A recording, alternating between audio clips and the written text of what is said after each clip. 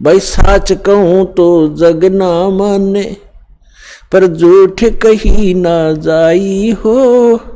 साच कहूं तो ये जग ना माने, पर झूठ कही ना जाई हो। ये ब्रह्मा विष्णु शिव जी दुखिया, जिन ये राह चलाई हो, जिन ये राह चलाई हो। तंदर सुखिया कोई न देखा, जो देखा सो दुखिया हो। उदय अस्त की बात करते हैं, मन सबका किया विवेक का हो, सबका किया विवेक का हो। सुरपति दुखिया भूपति दुखिया, रंग दुखी बपरीती हो। सुरपति दुखिया भूपति दुखिया, रंग दुखी बपरीती हो। कहे कबीर और सब दुखिया, एक संत सुखी मन जीती हो। संत सुखी मन जीती हो। तंदर सुखिया कोई न देखा, जो देखा सो दुखिया हो। उदय अस्त की बात करते हैं, मन सबका किया विवेक का हो, सबका किया विवेक का हो। सुरपति दुखिया भूपति दुखिया, रंग दुखी बपरीती हो। सुरपति दुखिया भूपति दुखिया, रंग दुखी बपरीती हो। कहे कबीर और सब दुखिया, एक संत सुखी मन जीती हो। संत सुखी मन जीती हो। पुण्यात्माओं, सौभाग्य आपका, आप जी को ये यथार्थ ज्ञान अमृत वचन सुनने को मिले, सौभाग्य प्राप्त हुआ आपको। भक्ति मुक्ति के दाता सतगुरु ये भटकत प्राण फिरंदा, उस साहिब के हुक्म बिना नी तरवर पात हिलंदा। उस परमात्मा कबीर भगवान की, अल्लाह अकबर की, उस महान परमेश्वर की आपके ऊपर असीम रजा है और आप युगों युगों के बहुत पुण्यकर्मी प्राणी हो, जो ऐसे भाग दौड़ के जीवन से समय निकालकर यहां परमात्मा के दरबार में पहुंच पाते हो। उस परमात्मा की रजा बिना आप यहां नहीं आ सकते, आप ये ज्ञान भी नहीं सुन सकते, आप तक ये पहुंच भी नहीं सकता। इस ज्ञान को आप तक पहुंचाने के लिए परमात्मा ने 600 वर्ष पहले प्रयत्न किए, और उन दुष्ट लोगों ने, स्वार्थी नकली गुरुओं ने अपनी रोजी रोटी को उत्तम मानते हुए, प्रथम मानकर अपने स्वार्थ को प्रधान मानते हुए कबीर भगवान उस धानक रूप जुलाहे को बहुत परेशान किया और यथार्थ ज्ञान को हमारे तक, आप तक नहीं पहुंचने दिया। उस परमेश्वर ने वो अमर ज्ञान अपनी वाणी में, सच्चिदानंद घन ब्रह्म की वाणी में, कबीर वाणी में लिपिबद्ध करवा दिया अपनी प्यारी आत्मा धर्मदास जी द्वारा।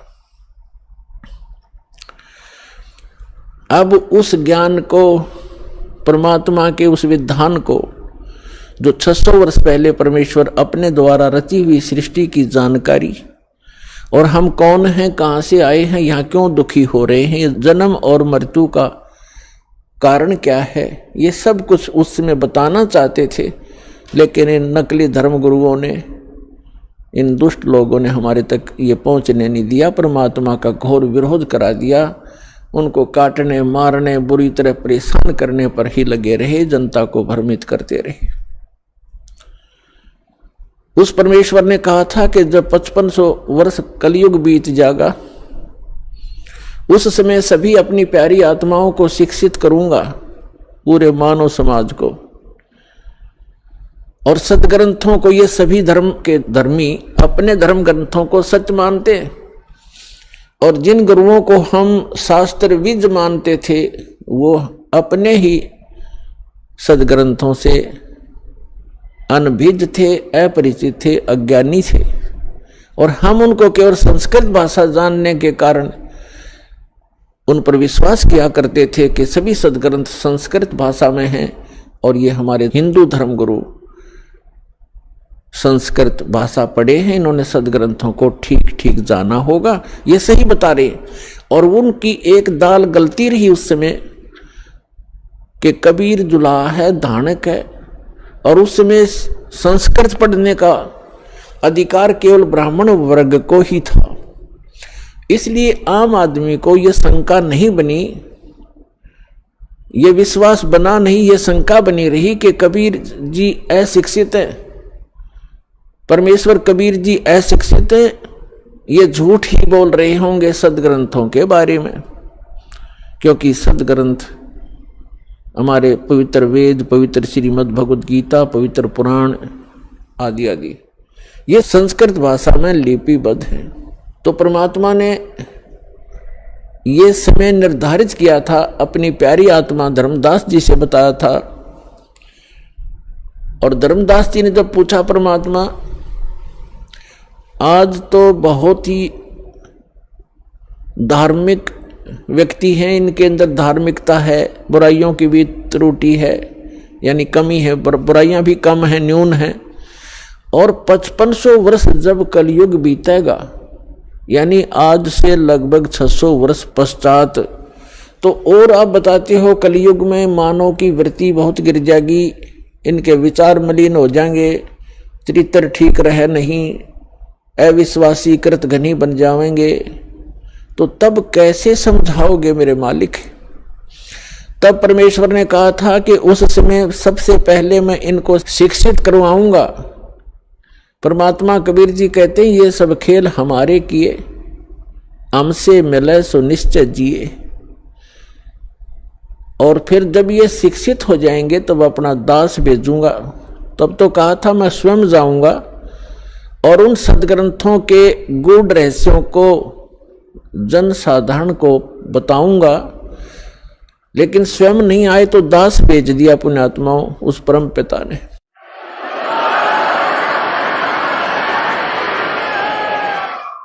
और आज आप देख रहे हो ये इलेक्ट्रॉनिक सिस्टम, इलेक्ट्रॉनिक उपकरण, इंटरनेट सिस्टम, ईमेल, प्रोजेक्टर, ये सीडी, डीवीडी, पेन ड्राइव, जो भी ये टेक्निक परमात्मा ने, ये जो भी टेक्निक है उस परम पिता कबीर भगवान की दी हुई है मानव को। ये मानव सत्र की सोच नहीं, ये सतकर मान लेना। अगर ये मानव की सोच होती तो लगभग 40 लाख वर्ष तो इस चतुर्युगी के बीत गए हैं और आज तक ये टेक्निक उपलब्ध नहीं हुई, मानव नहीं खोज सका। ये परमात्मा ने कलयुग इसलिए नाम रखा इसका कि इसमें मशीनरी युग होगा, टेक्निक इसके अंदर परमात्मा अपने बच्चों को देंगे। और उसका मूल उद्देश्य ये है कि इस तत्व ज्ञान को जो 600 वर्ष पहले परमात्मा कबीर जी बताना चाहते थे, आज घर बैठे अपने बच्चों को इन टीवी के माध्यम से, इंटरनेट के माध्यम से, ये जो यूट्यूब आदि बन गए हैं, इनके माध्यम से घर बैठे ये अमृत ज्ञान बताऊंगा और तब ये समझ जाएंगे और मेरे पास आ जाएंगे, अपना कल्याण करवा लेंगे। तो ये सारा कुछ जो उपकरण बनवाए हैं परमात्मा ने, ये इसलिए दिए हैं, उस परमात्मा गॉड गिवन ये माइंड है, जीव का अपना सतर की सोच नहीं है, ना ये बना सकता है। और जैसे अभी इस दास का जन्म हुआ किसान परिवार में, 50 वर्ष पहले जब हम 10-12 वर्ष के थे, हमारे यहाँ जो गेहूं की कनक को निकालते थे उसमें से भूसा अलग और कणक अलग करने के लिए एक 50 मन गेहूं के लिए 1 महीना लगता था। उसके ऊपर बैल घुमाते रहते थे, एक छड़ा बांध के पीछे बैलों के उसको घुमाते रहते थे। कम से कम 1 महीने में जाकर 20 दिन में जाकर के वो बारीक होता था, तब उसको बरसा बरस गेहूं अलग और भूसा अलग करते थे। ऐसी टेक्निक थी उस समय। और उससे पहले तो और उस हमारे समय में तो ऐसे घुमाने वाली चारा काटने की मशीन हाथ से घुमाने वाली लग गई थी, जिसने गंडासा कहते हैं। और उससे पहले हमने देखे हमारे दादाजी हाथ से ऐसे काटा करते थे, ऐसे। और पीछे जाओगे तो क्या होगा? तो कहने का भाव ये है कि जो आज टेक्निक प्राप्त है ये गॉड कबीर गिवन है, ताकि आप अपने सदग्रंथों को इन प्रोजेक्टर और डीवीडी के माध्यम से रूबरू देख सकें, आंखों देख सकें, फिर मिला सकें अपने। आपके घर उपलब्ध होती हैं ये सभी सदग्रंथ। और दया करी परमात्मा ने के अनुवादित करवा दिया उन्हीं के द्वारा जिनको ज्ञान नहीं था। अनुवाद उनको भाषा आती थी, जैसा भी उन्होंने अनुवाद, जहां उनकी बुद्धि काम करना बंद कर गई वहां तो गलत कर दिया, और जहां साधारण अनुवाद थे उन्होंने कर दिए। कहां स्लिप करी उनकी बुद्धि? जैसे श्रीमद् भगवत गीता अध्याय नंबर 7 के मंत्र नंबर 18 में अनुत्तम गति शब्द है। गीता ज्ञान दाता अपने से अन्य परमात्मा के विषय में जानकारी देता है और अपने विषय में भी जानकारी देता है। लेकिन गीतानुवाद करने वालों का दृष्टिकोण यही रहा कि श्री कृष्ण जो है ये सुप्रीम पावर है, श्री कृष्ण इज विष्णु। ये विष्णु जी को सुप्रीम पावर मानकर ये मानते रहे कि श्रीमद् भगवत गीता का ज्ञान श्री विष्णु जी ने दिया है श्री कृष्ण रूप में। श्री कृष्ण भी विष्णु ही थे, ये खुद मानते हैं हमारे धर्मगुरु। तो इन्होंने श्रीमद् भगवत गीता को ठीक से ना समझकर, क्योंकि उनको सृष्टि रचना का ज्ञान नहीं था, जिस कारण से उन्होंने श्री कृष्ण को ही मूल परमात्मा मान लिया। जबकि गीता अध्याय नंबर 15 के श्लोक 16 और 17 में 3 प्रभु बताए हैं, 3 पुरुष बताए हैं। एक सरपुरुष है ब्रह्म, जिसको सरब्रह्म भी कहा जाता है। सरब्रह्म ये केवल 21 ब्रह्मांड का स्वामी है। और दूसरा है अक्षर पुरुष, इसको अक्षर ब्रह्म भी कहते हैं, इसको पर ब्रह्म भी कहते हैं। ये 7 संख ब्रह्मांड का स्वामी है, प्रभु है, पुरुष है, मालिक है। पुरुष कहो परमात्मा को। श्रीमद् भगवत गीता अध्याय नंबर 15 के श्लोक नंबर 16 में कहा कि 2 पुरुष हैं इस संसार में, पृथ्वी वाले लोकों में, और ये भी नाशवान और इनके अंतर्गत जितने प्राणी हैं वो भी नाशवान है। जीव आत्मा किसी की नहीं मरती, वो तो पशु पक्षी की भी नहीं मरती। श्रीमद् भगवत गीता अध्याय नंबर 15 के श्लोक नंबर 17 में तुरंत कहा है उत्तम पुरुष है तू अन्य। पुरुष माने परमात्मा, प्रभु, स्वामी। उत्तम पुरुष यानी पुरुषोत्तम। पुरुषोत्तम तो इन दोनों से कोई भिन्न है। सरपुरुष और अक्षर पुरुष जो 16वें श्लोक में बताए, इनसे कोई भिन्न है, वो वास्तव में परमात्मा कहा जाता है। उत्तम पुरुष है तू अन्य परमात्मा इति उदाहरत। यह लोक तरम आविश्य विभर्ति अवय ईश्वर है। उत्तम पुरुष यानी पुरुषोत्तम, श्रेष्ठ भगवान, सही परमात्मा तो इन दोनों से कोई और है, अन्य है, और वही परमात्मा कहलाता है, वो परमात्मा कहा जाता है। और वही तीनों लोकों में प्रवेश करके सबका धारण पोषण करता है। श्रीमद् भगवत गीता अध्याय 15 के श्लोक नंबर 1 से लेकर 3 में एक विशेष विवेचन है, विवेश विवरण है कि उल्टा लटका हुआ यह संसार रूपी वृक्ष है। उल्टा लटका हुआ संसार रूपी वृक्ष जानो, जिसकी ऊपर को जड़ तो समझो मूल मालिक है, वो उत्तम पुरुष है तू अन्य जो है वो तो है जड़, मूल, और उसके बाद वो जमीन से बाहर दिखाई देता है, वो सारा पेड़ होता है। उसके फिर विभाग बताए हैं। अक्षर पुरुष जो तना है वो अक्षर पुरुष है, और उससे कोई मोटी डार निकलती है वो सरपुरुष समझो। और उस सरपुरुष के आगे जो 3 शाखा हैं, रजगुण ब्रह्मा, सतगुण विष्णु, तमगुण शिव जी, वो आगे शाखा हैं, वो देव हैं। ये तीनों ब्रह्मा विष्णु महेश हैं। और 5 रूप संसार, उस परमेश्वर ने श्रीमद् भगवत गीता अध्याय नंबर 15 के श्लोक नंबर 1 में बताया है कि ऊपर उसी का विवरण अपनी सिंपल लैंग्वेज में सच्चिदानंद घन ब्रह्म की वाणी में कहा कि अक्षर पुरुष एक पेड़ है और सरपुरुष वाकी डार। सरपुरुष कहते हैं ज्योति निरंजन काल को, और इस काल के 3 पुत्र हैं, रजगुण ब्रह्मा, सतगुण विष्णु, तमगुण शिव जी। इस सरपुरुष के पुत्र हैं 3, ब्रह्मा विष्णु महेश। अक्षर पुरुष एक पेड़ है, सरपुरुष वाकी डार, और तीनों देवा शाखा हैं ये पात रूप संसार। तो इस पूरे प्रकरण में ब्रह्मा विष्णु महेश की क्या स्थिति है, ये इस ब्रह्म के पुत्र हैं, और ब्रह्मा विष्णु महेश की माता दुर्गा है, अष्टंगी देवी। तो विष्णु जी कौन है?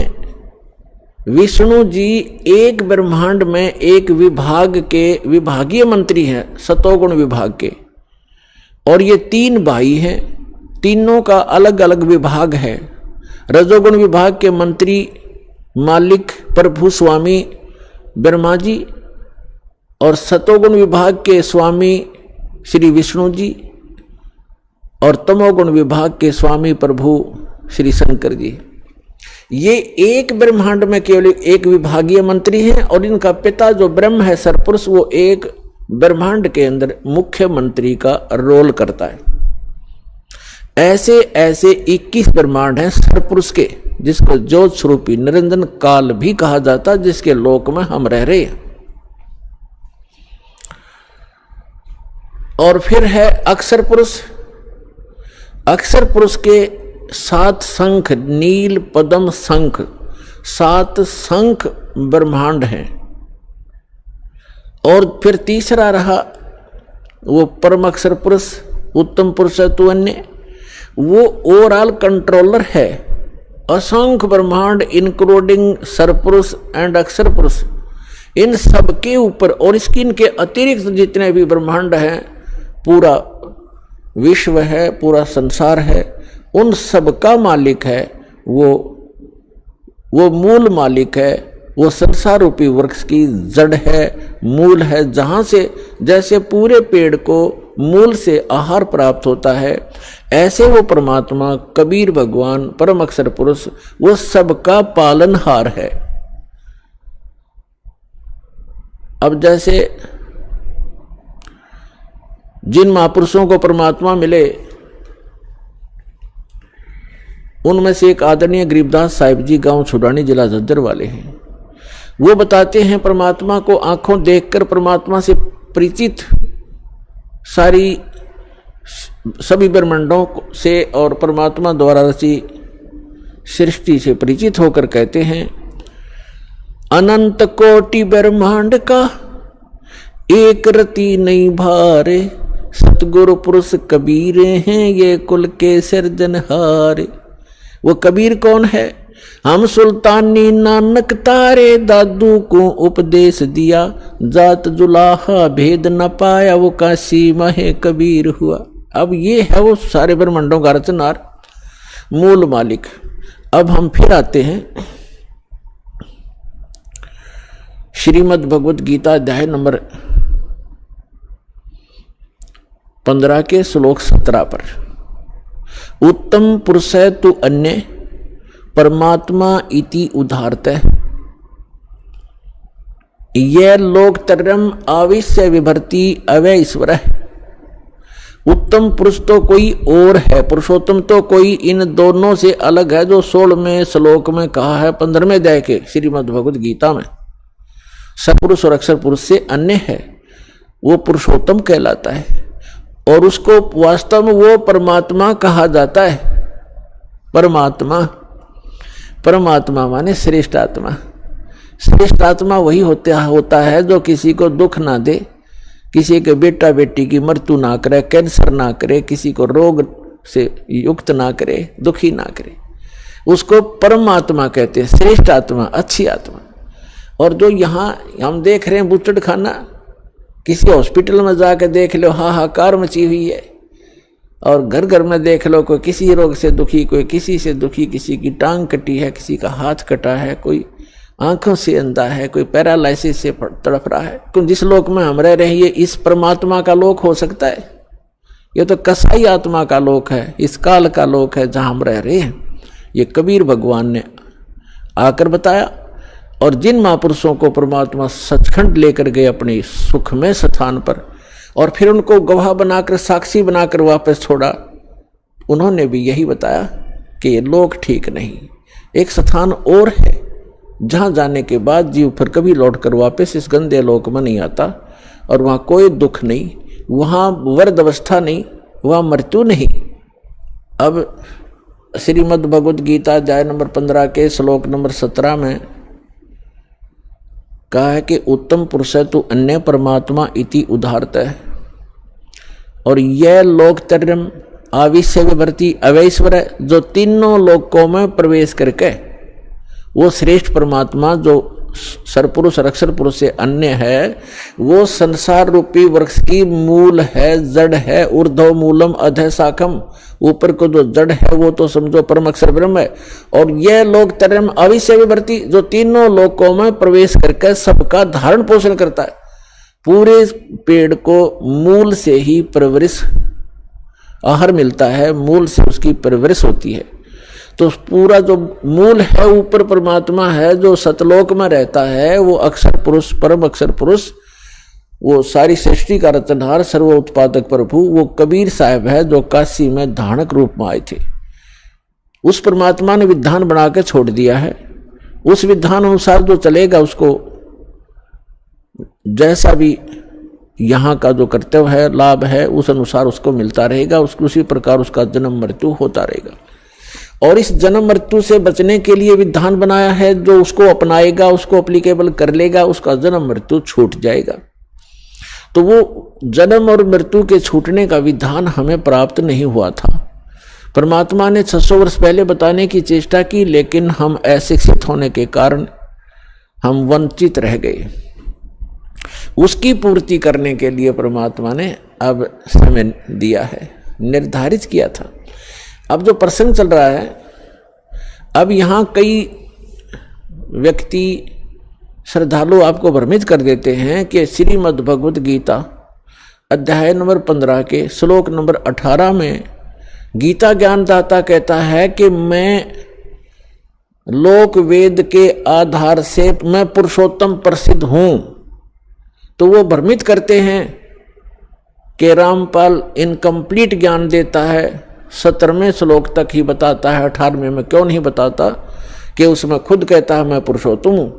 यदि उसको 18वें श्लोक को हम फाइनल माने तो 17वां गलत हो गया, क्योंकि गीता ज्ञानदाता तो यह कहे कि वो पुरुषोत्तम तो इन दोनों से कोई अन्य है। और 18वें में क्या कहता है कि मैं गीता ज्ञानदाता कौन है? ये श्री कृष्ण नहीं है। श्री कृष्ण में प्रवेश करके, ये विष्णु नहीं है। श्री कृष्ण कहो चाहे विष्णु को, ये बोलने वाला श्री कृष्ण और विष्णु नहीं है। इनके अंदर इनका पिता जो सरपुरुष है उसने प्रतिज्ञा कर रखी है। 7वें अध्याय के 24-25वें श्लोक में कहा है, वो खुद कहता है गीता ज्ञानदाता कि मैं अपनी योग माया से छुपा रहता हूं। ये बेबुद्धि मंदबुद्धि के लोग मुझे एज ए कृष्ण मान रहे होंगे, व्यक्ति रूप में प्राप्त खड़ा प्राप्त मान रहे होंगे। मैं कृष्ण नहीं हूं, मैं व्यक्ति रूप में कभी नहीं आता। मैं अपने 4थे अध्याय के 9वें श्लोक में ये कहता है मेरे जन्म और कर्म दिव्य है। अब इसके कर्म दिव्य कैसे हैं कि ये सामने आता नहीं, इसने प्रतिज्ञा कर रखी है। और ये किसी में प्रवेश करके अपना जो उल्लू सीधा वो कर जाता है। श्री कृष्ण में प्रवेश करके गीता का ज्ञान ये सत्पुरुष दे रहा है। और ये कहता है कि मेरे अंतर्गत यानी 21 ब्रह्मांड में जितने भी प्राणी हैं उनसे मैं उत्तम हूं, श्रेष्ठ हूं, तगड़ा हूं, मजबूत हूं, ताकतवर हूं। इसलिए लोक वेद में मैं पुरुषोत्तम प्रसिद्ध हो रहा हूं। लोक वेद दंत कथा सुनी सुनाई बातें, इस कारण से मैं पुरुषोत्तम हूं। 15वें अध्याय के 17वें श्लोक में स्पष्ट कर दिया कि उत्तम पुरुष है तू अन्य, वो तो कोई और है। और वही वास्तव में अविनाशी है। दूसरे अध्याय के 17वें श्लोक में कहा है। और दूसरे गीता अध्याय नंबर 2 के श्लोक 12 में, गीता अध्याय नंबर 4 श्लोक 5 और 9 में, गीता अध्याय 10 मंत्र 2 में ये स्पष्ट करता है गीता ज्ञानदाता कि मेरे तो जन्म मृत्यु होते हैं, मैं अविनाशी नहीं हूं। और दूसरे अध्याय के 17वें श्लोक में श्रीमद् भगवद गीता में कहा कि अविनाशी तो उसको जान जिसने सारे ब्रह्मांड की रचना की, जिसे सारा संसार व्याप्त है। उस अविनाशी को मारने के लिए कोई भी सक्षम नहीं है। और अपने विषय में कहता है कि मेरी तेरी जन्म मृत्यु होती रहती है। लेकिन 18वें अध्याय के 62वें श्लोक में कहा कि अर्जुन तू सर्वभाव से उस परमेश्वर की शरण में जा, उसकी कृपा से तू परम शांति को और सनातन परम धाम को प्राप्त होगा। और श्रीमद् भगवद गीता अध्याय नंबर 15 के श्लोक नंबर 1 से 4 का आशय ये सारांश है कि उल्टा लटका हुआ संसार रूपी वृक्ष है, ऊपर को पूर्ण परमात्मा है, वो सबका धारण पोषण करने वाला, जिससे सबकी उत्पत्ति हुई है, सर्व उत्पादक प्रभु है, ऊपर सतलोक में रहता है। वो संसार रूपी वृक्ष की जड़ है। और अक्षर पुरुष ये तना है, सरपुरुष ये काल जो गीता का ज्ञान दे रहा है श्री कृष्ण में प्रवेश करके, ये एक शाखा है, एक मोटी डार है। आगे 3 शाखा है, ब्रह्मा विष्णु महेश समझो, और पात रूप संसार। तो ये स्वयं बताना चाहता है। फिर गीता अध्याय नंबर 15 के श्लोक नंबर 1 से 4 का सारांश है कि उल्टा लटका हुआ संसार रूपी वृक्ष है, और जो इन सभी विभागों को बताता है, जैसे चौथे अध्याय के 32 और 34 श्लोक में बताया है कि सच्चिदानंद घन ब्रह्मणे, यानी ब्रह्मणे मुखे, ब्रह्मणे माने सच्चिदानंद घन ब्रह्म के मुख से उच्चरित वाणी में ये तत्व ज्ञान विस्तार से कहा गया है। जो यज्ञों के बारे में, यज्ञ माने धार्मिक अनुष्ठानों के विषय में जो जानकारी है विस्तार से कही गई है। और चौथे अध्याय के 34वें श्लोक में कहा कि उस ज्ञान को तत्वदर्शी संतों से जाकर समझ। गीता ज्ञानदाता कहता मैं नहीं जानता उस तत्व ज्ञान को, नहीं तो एक अध्याय और लिख देता 19वां कि वो तत्व ज्ञान ये सुन ले, इसमें लिखता हूं। वो तत्व ज्ञान से परिचित नहीं है। चौथे अध्याय के 34वें श्लोक में गीता जी में कहा है कि उस ज्ञान को जो सच्चिदानंद घन यानी परम अक्षर ब्रह्म अपने आप अपने मुख कमल से बोलता है, आकर के उसकी अमृतवाणी में लिपिबद्ध किया जाता है, कबीर वाणी में, वो तत्व ज्ञान है। चौथे अध्याय के 34वें श्लोक में कहा गीता जी में, उस ज्ञान को तू तत्वदर्शी संतों के पास जाकर समझ। उनको दंडवत प्रणाम करने से, कपट छोड़कर नम्रतापूर्वक प्रश्न करने से वो तत्वदर्शी संत तुझे तत्व ज्ञान का उपदेश करेंगे। इससे सिद्ध होगा। यहां गीता अध्याय नंबर 15 के श्लोक नंबर 1 में वो भी कंसेप्ट क्लियर कर दिया कि वो तत्वदर्शी संत वो होगा जो उल्टे लटके हुए संसार रूपी वृक्ष के सभी विभाग बता देगा। जैसे परमेश्वर स्वयं आते हैं, वो तत्वदर्शी संत की भूमिका भी करते हैं। भगवान तो वो होते ही होते। कबीर साहब कहते हैं अक्षर पुरुष एक पेड़ है, सरपुरुष वा की डार, निरंजन वा की डार, और तीनों देवा शाखा है, ये पात रूप संसार। तो जड़ कौन है? वो जड़ की ऑप्शन छोड़ गया परमात्मा, क्योंकि अपने इस दास को भेजा है कि जड़ ये कबीर साहब है, वो अल्लाह अकबर है, वो परम अक्षर ब्रह्म है जो जड़ है उस सारे संसार की। तो यहां ये भी बताया कि उस उल्टे लटके हुए संसार रूपी वृक्ष के सभी विभागों से जो परिचित है, स वेदविद, वो वेद के तात्पर्य को जानने वाला अर्थात तत्वदर्शी संत है। उसके पश्चात परमेश्वर के चौथे अध्याय के 4 श्लोक में लिखा है, तत्वदर्शी संत की प्राप्ति के उपरांत परमेश्वर के उस परम पद की खोज करनी चाहिए जहां जाने के बाद साधक लौटकर कभी संसार में नहीं आते। और जिस परमेश्वर ने सारे ब्रह्मांडों की रचना की है, और केवल उसी की भक्ति करो। गीता ज्ञानदाता अपने से अन्य उस पुरुषोत्तम परम अक्षर ब्रह्म की भक्ति करने के लिए कहता है, जिससे आपकी जन्म और मरण छूटेगा। 7वें अध्याय के 29वें श्लोक में गीता ज्ञानदाता कहता है कि मेरे इस ज्ञान का जो आश्रय कर लेता है, यानी तत्वदर्शी संत की जो खोज कर लेता है और तत्व ज्ञान से जो परिचित हो जाता है, जरा मरण मोक्षाय यतन माम आश्रित यतंती ते ये तत्ब्रह्म विदु कृष्णम अध्यात्म अखिल च कर्मम कर्मम च अखिलम। इसका अर्थ ये है, गीता ज्ञानदाता कहता है कि मेरे इस ज्ञान को जो आधार मान के तत्वदर्शी संत की खोज कर लेता है, वो व्यक्ति केवल वो उस तत्ब्रह्म से और सारे आत्म ज्ञान से और सभी कर्मों से परिचित हैं, जो जरा और मरण से छूटने के लिए ही प्रयत्न करते हैं।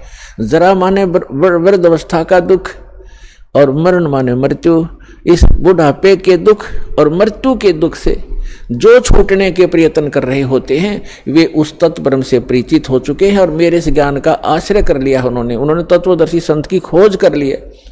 वो तत्ब्रह्म से परिचित हैं, सारे दातम ज्ञान से परिचित हैं और यहाँ सब कर्मों से परिचित हैं। वो यह संसार की किसी वस्तु की इच्छा नहीं करते, वो केवल जरा माने वृद्धावस्था के दुख से और मरण माने मृत्यु से छूटने का ही प्रयत्न करते हैं। अब श्रीमद् भगवद गीता अध्याय नंबर 8 के श्लोक नंबर 1 में अर्जुन ने पूछा, किम तत्ब्रह्म किम अध्यात्म किम कर्म पुरुषोत्तम।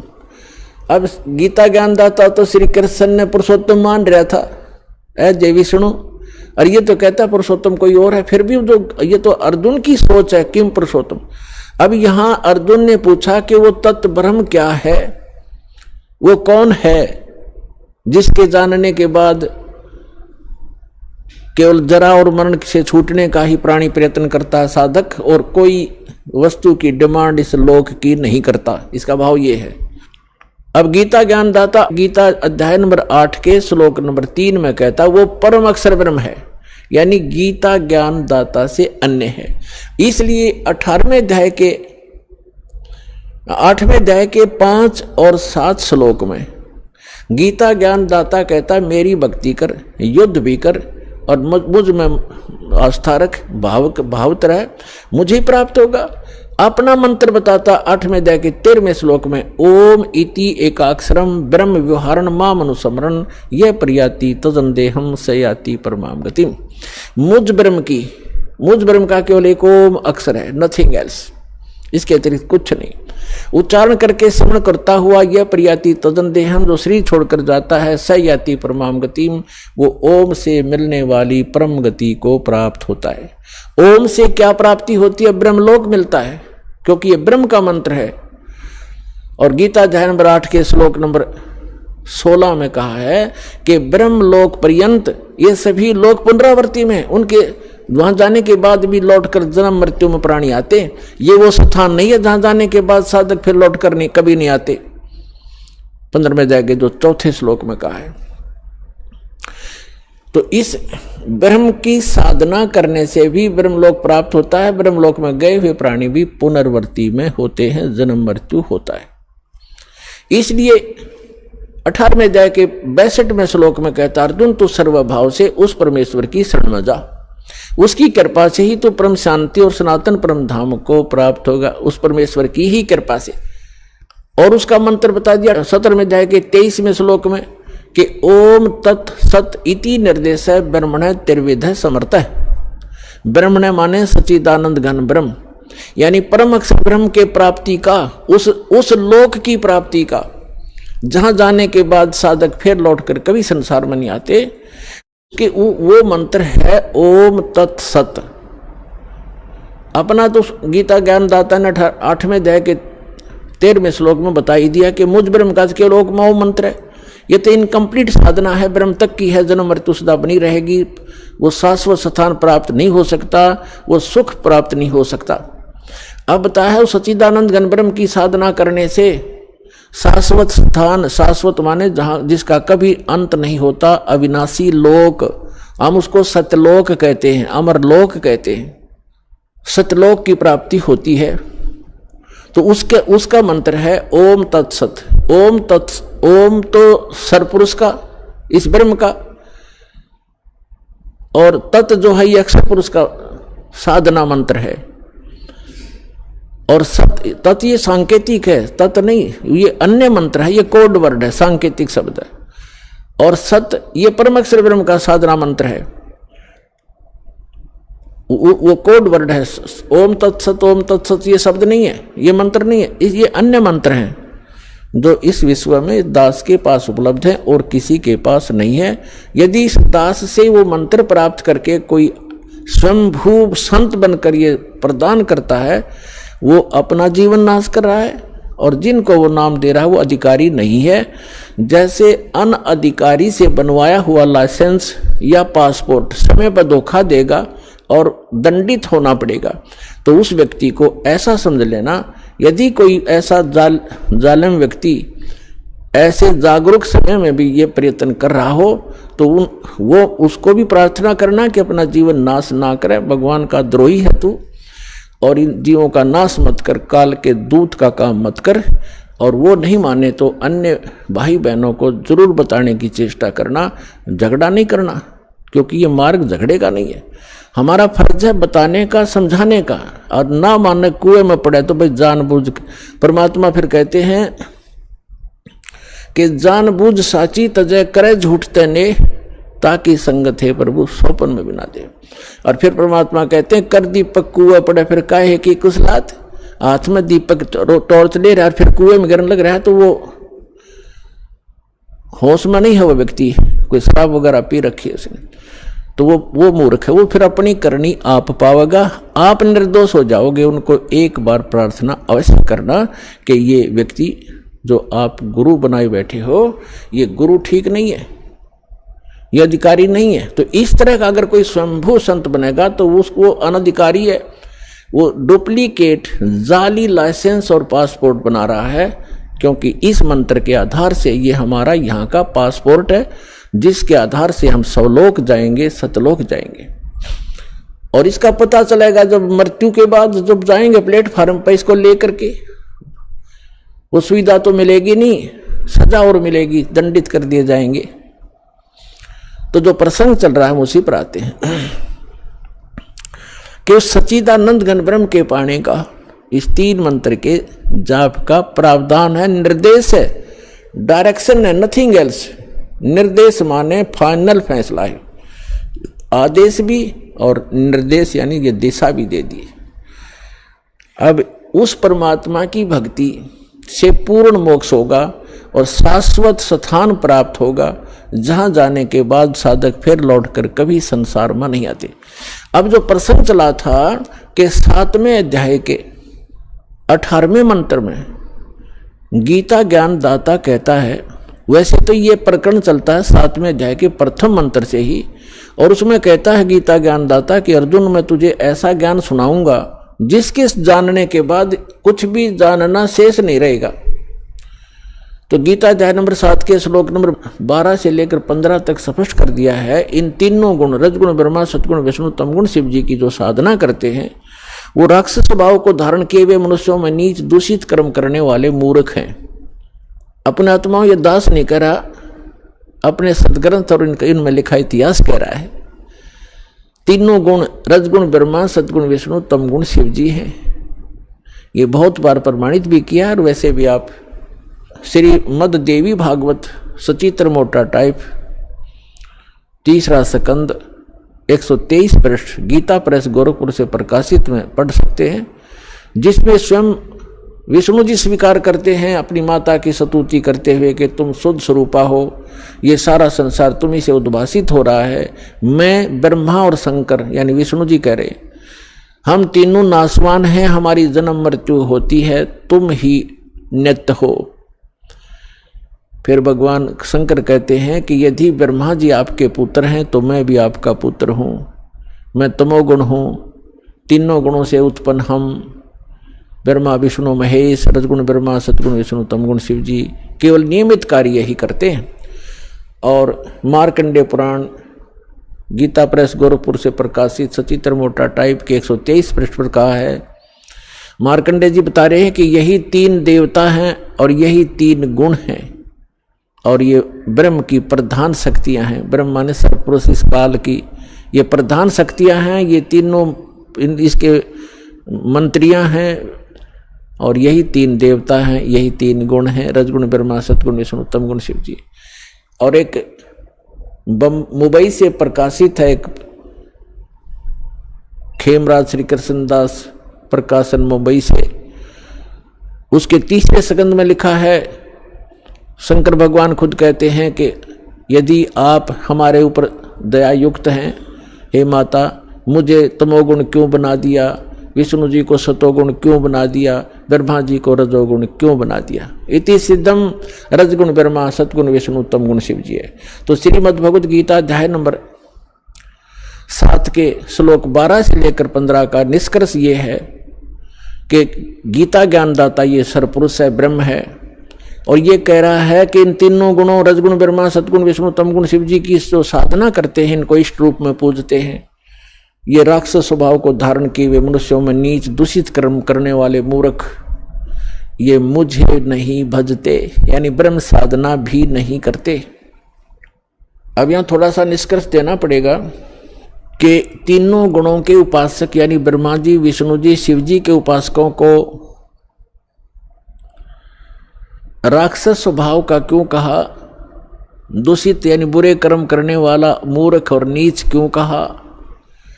जैसे रजगुण ब्रह्मा की साधना की थी, तपस्या पूजा की थी हिरण्यकशिपु ने,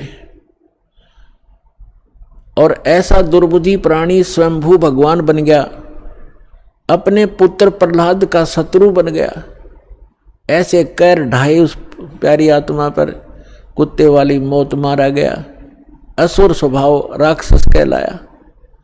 कहते हिरणाकुश छाती तड़वाई और ब्राह्मण बाणा कर्म कसाई। ब्राह्मण माने भक्त, कर्म तो दिखे तो भगत साधना करता, और ऐसे कर्म करे, कैर तोल दिया उस बालक के ऊपर, अपने पुत्र पर, इन मान बढ़ाई के भूख्यान। तो इससे दुष्ट और कौन होगा, नीच दूषित कर्म करने वाला मूर्ख, ये जल्लाद के काम करे, उसने अपने पुत्र का दुश्मन बन बैठा और अपनी अंत में दुर्गति को प्राप्त हुआ, राक्षस कहलाया। कहते हिरणाकुश छाती तुड़वाई और ब्राह्मण बाणा और कर्म कसाई। फिर भगवान तमोगुण शिव की पूजा की थी रावण ने, और किस संज्ञा को प्राप्त हुआ खूब आपको पता है, और कैसे दूषित कर्म किया। एक पर नारी को उठा लाना सूरवीर का काम होता है, दुर्भावना से, और कैसे जुल्म करने चाहे, अंत में कुत्ते वाली मौत मरा और राक्षस कहलाया, जो तमोगुण भगवान शंकर का उपासक था। एक भस्मागिरी नाम का शिव का उपासक, तमोगुण शिव का साधक, अंदर में दोष लिए हुए भगवान शिव के महल के सामने कैलाश पर्वत पर ऊपर को सिर नीचे को पैर करके सिरासन पर 12 वर्ष तक तपस्या करता रहा, हठ योग करता रहा। उसने वहां पर धरना दे दिया। एक दिन पार्वती जी ने कहा कि जी आप तो महादेवों के देव हैं, महापुरुष हो, आपके घर में किस वस्तु की कमी है, क्या मांगता है आपका पुजारी, इसको देव और फारिग करो। 12 वर्ष के बाद भगवान शिव ने कहा कि मांग भी भस्मागिरी, क्या मांगता है। ये गिरिपुरी नाथ होगड़, ये 10 ये सन्यासी जितने हैं ये भगवान शिव के उपासक हैं, 10 नामी वगैरह। तो जब भगवान शिव ने कहा कि मांग, क्या मांगता है भस्मागिरी, तो ऐसे ही उसी पोजीशन में उसने कहा कि भगवान पहले वचनबद्ध हो तब मैं मांगू। भगवान शंकर ने कहा, सोचा ले मांग लेगा जो मांगेगा, भगत है क्या मांगेगा, ये कोई सिद्धि ले लेगा छोटी मोटी। तो उसने कहा ठीक है भाई मैं वचनबद्ध हो गया। भगवान शिव ने कहा तो भस्मागिरी खड़ा हो गया और कहा अपना भस्म कंडा मुझे दे दो, जो हाथ में भगवान शिव ने पहन रखा था। उस घड़े के उस कड़े में ऐसी शक्ति थी कि जिसके सिर पर ऐसे करके भस्म कह दिया, बोल दिया, तो वो ऑटोमेटिक उसको फूंक देता था। उस वचन से ही वो अपना काम करता था। इस बात का ज्ञान था उस भस्मागिरी ने। और भस्मागिरी क्या दूषित सोच लेकर साधना कर रहा था कि इस कड़े को प्राप्त करके भगवान शिव को मार दूंगा और पार्वती को अपनी पत्नी बनाऊंगा। ऐसी दुष्ट सोच लेकर के वो साधना कर रहा था। और हम भगवान शंकर को अंतर्यामी कहा करते थे। वो ये भी नहीं सोच सका कि ये दुष्ट क्या सोच लिए बैठा है, तो अंतर्यामी भी नहीं थे वो, और अविनाशी भी नहीं थे भगवान शंकर। अभी बताता हूं। अब भगवान शिव ने वो भस्म कड़ा दे दिया क्योंकि वचनबद्ध हो गए थे। ज्यों ही, और भगवान शिव ने सोचा जंगल में रहता है, साधु संत है, राक्षसों से बचने के लिए लिया होगा। ज्यों ही भस्मागिरी के हाथ में भस्म कड़ा आया, उसने तुरंत तेवर बदल लिए और ऐसे अभद्र आकृति बनाकर कहने लगा कि होले शिव होशियार, तुझे मारूंगा, पार्वती को अपनी पत्नी बनाऊंगा। मेरा यही उद्देश्य था, आज मैं सक्सेस हुआ। यूं कह करके जो ही भगवान शिव की तरफ वो चला तो भगवान शिव ने वहां से खखाट ठा दिया, यानी बहुत तेज स्पीड से दौड़ा। आगे आगे भगवान और पीछे पीछे पुजारी। पुण्यात्माओं, अब गीता अध्याय नंबर 17 के श्लोक नंबर 12 से 15 में इनको ये संज्ञा दी गई है कि राक्षस स्वभाव को धारण किए मनुष्यों में नीच दूषित कर्म करने वाले मूर्ख। अब इससे दुष्ट कर्म और क्या होगा? जिसको इष्ट रूप में पूज रहा उसकी पत्नी पर बदनीयत है उस व्यक्ति की, अपनी मां के ऊपर बुरी नजर किए हुए वो पापी आत्मा भस्मा गिरी। तो फिर वो भगवान शिव भाग रहे हैं। देखो, भगवान शिव अविनाशी भी नहीं थे। अगर अविनाशी होते तो भागते ही नहीं, उस शस्त्र ने काम करना ही नहीं था। तो ये अविनाशी भी नहीं थे, अविनाशी थे कबीर परमात्मा। उनका सुनाएंगे कथाएं, उनको तलवारों से काट दिया फिर भी नहीं कटे। बहुत बुरा हाल किया, हर तरफ जमुना में डाल दिए, गंगा में, वहां नहीं मरे। और भी बहुत प्रहार किए, परमात्मा जो कहते हो रहे, क्योंकि वह अविनाशी हैं। तो स्वयं परमात्मा आते हैं जब इनके ऊपर आपत्ति आती है, क्योंकि ये भी उसी परम पिता के बच्चे हैं। विष्णु भगवान स्वयं पूर्ण परमात्मा पार्वती रूप बनाकर भस्मागिरी के सामने प्रकट हो गए, एक वृक्ष के नीचे खड़े हो गए। भस्मागिरी पीछे भाग रहा था अपना उद्देश्य पूर्ति के लिए कि पहले शिवजी ने मारूंगा, जब मेरा काम शुरू होगा पार्वती से फिर मिलूंगा। तो पार्वती सामने खड़ी है, उसने कहा कि डट जा महात्मा जी, आ जा 2 मिनट बैठो। अब वो तो उद्देश्य ये लेकर चल रहा था, उन्हें सोचा चल ठीक है 2 बात कर लेते हैं पहले ही। तो उसने कहा कि आप रुक जाओ। शिव उस भस्मागिरी ने कहा कि पहले ना उसने मार का हूं मैं। तो उसने पार्वती रूप में परमात्मा ने कहा कि वो तो आपके निकट आएगा ही नहीं, 100 किलोमीटर से उड़ा शिव नहीं डटेगा, अब नहीं रुकेगा, आप खड़े हो जाओ। तो भस्मागिरी रुक गया। तो वहां भगवान ने पार्वती रूप में कहा कि कुछ डांस डूंस करके दिखा ताकि मैं प्रसन्न हूं तेरे से। तो भस्मागिरी ने कहा कि मैं डांस नहीं जानता हूं, नाचना नहीं आता है, क्योंकि मैं साधु संत फकीर हूं, मैंने कभी ऐसा डांस सीखा नहीं। तो पार्वती रूप में परमात्मा ने कहा ला मैं सिखाती हूँ, इस हाथ को ऐसे कर, इसको ऐसे कर, इस पैर को ऐसे करो, ऐसे करो।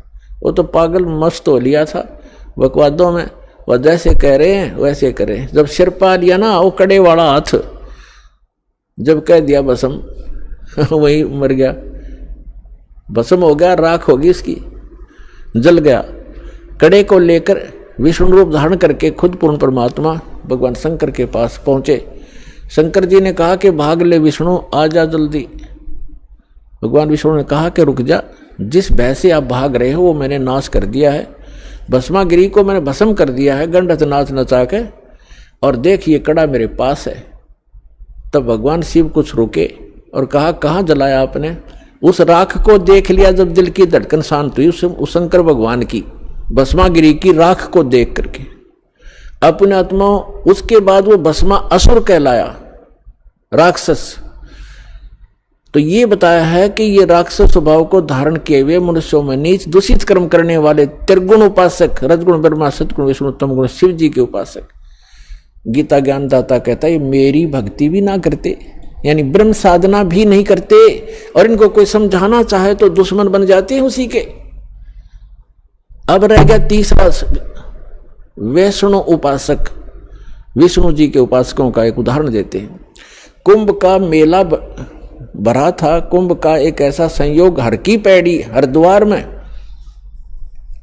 और गंगा नदी के किनारे संयोग हुआ।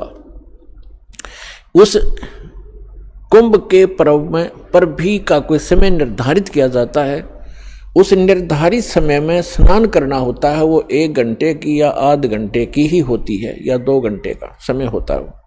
ये सभी अब वहां जाकर के जहां पर भी लगती है, जिस भी सरोवर में, उस समय वो हर की पैड़ी हरिद्वार में लगी हुई थी।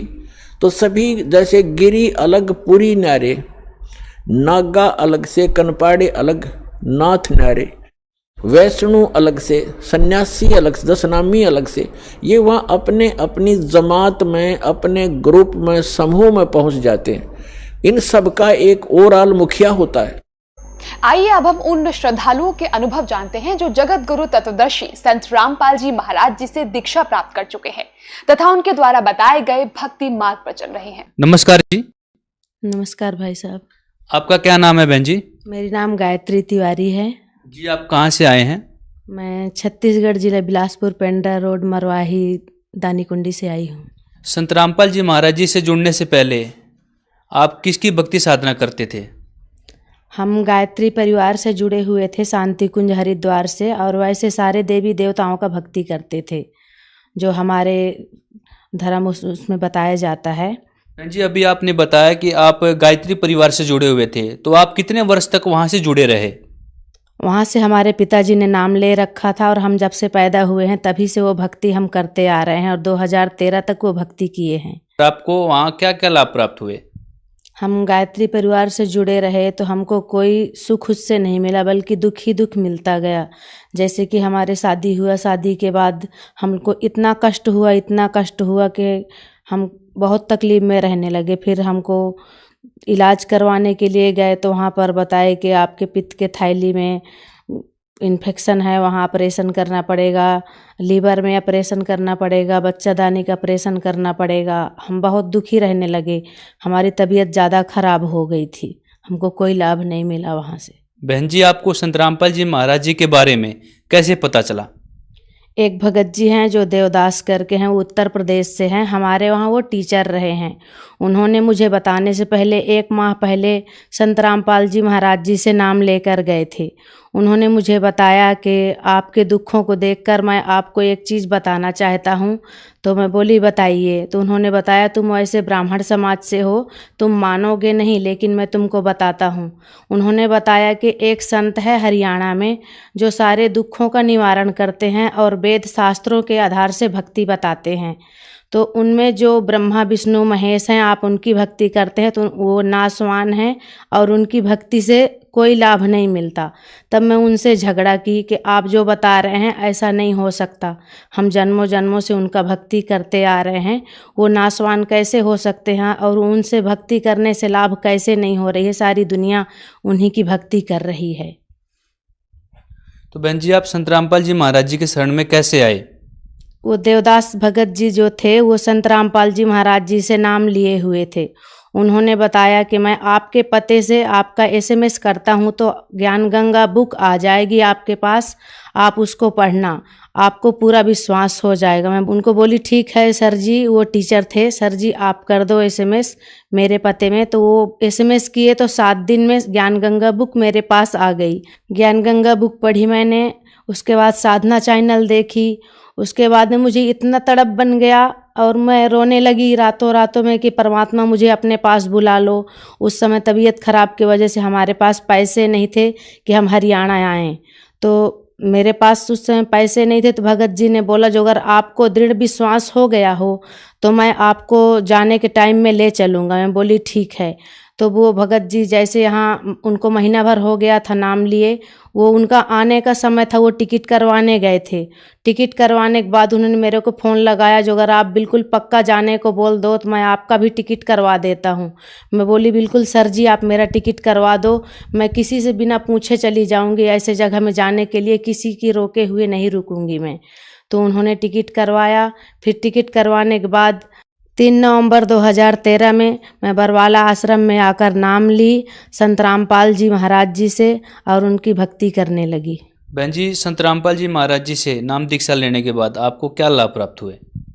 मेरी लाभ यह है संत रामपाल जी महाराज जी से नाम लेने के बाद कि जो मेरी पित्त की थैली और लीवर में, बच्चादानी में जो प्रॉब्लम थी, जो डॉक्टरों ने मुझे ऑपरेशन के लिए बोल रखा था, लेकिन मैं ऑपरेशन न करा के संत रामपाल जी महाराज जी की भक्ति की। उसके बाद मैं 2017 में जब अल्ट्रासाउंड कराई उन बीमारियों का, तो मुझे पूरा नील रिपोर्ट आया, उसका ये लाभ हुआ मुझे और मैं आज बिल्कुल स्वस्थ हूँ। और दूसरा लाभ बताऊँ तो अभी 2017 की बात है, जो मेरा लड़का है आदित्य, उसका वो स्कूल गया था तो जैसे आ रहा था उसके बाद वो तालाब में खेलने लगा। उसको तालाब पानी में तैरना नहीं आता था, लेकिन मुझे अंदर से ऐसे हिलोर उठे। मैं दोपहर की आरती कर रही थी असुर निकंदन, तो मैं आरती में कभी उठ के जाती नहीं थी जब तक आरती पूरी नहीं होती थी।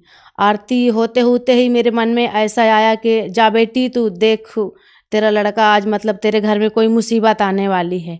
मैं ऐसे 2-3 बार हिलोर उठे, एक बार उठी फिर बैठ गई, फिर उठी बैठ गई।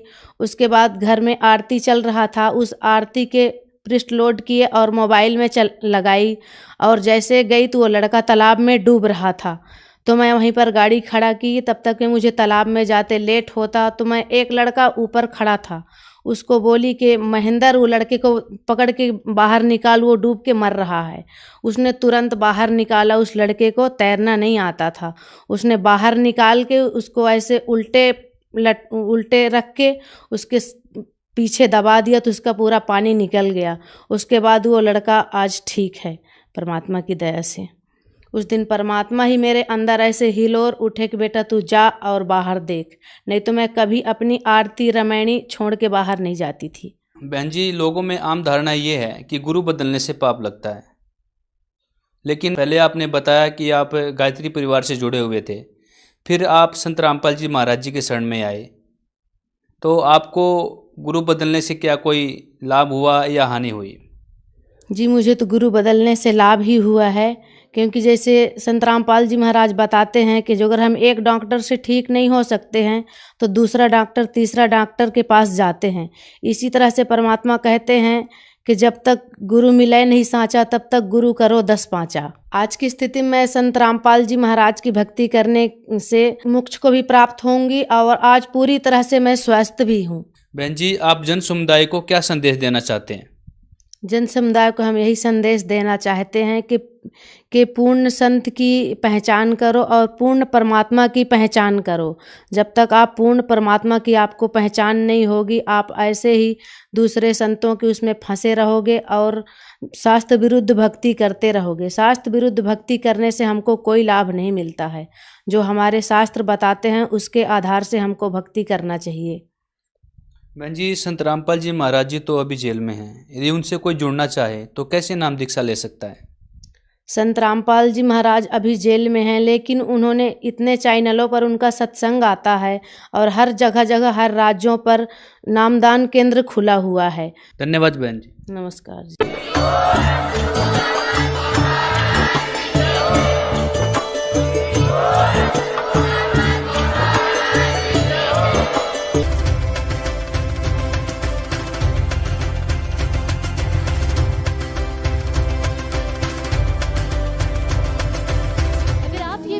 YouTube पर देख रहे हैं तो हमारे चैनल को सब्सक्राइब करें और बेल आइकन को दबाना ना भूलें। अगर आप Facebook पर ये वीडियो देख रहे हैं तो हमारे पेज को लाइक करें।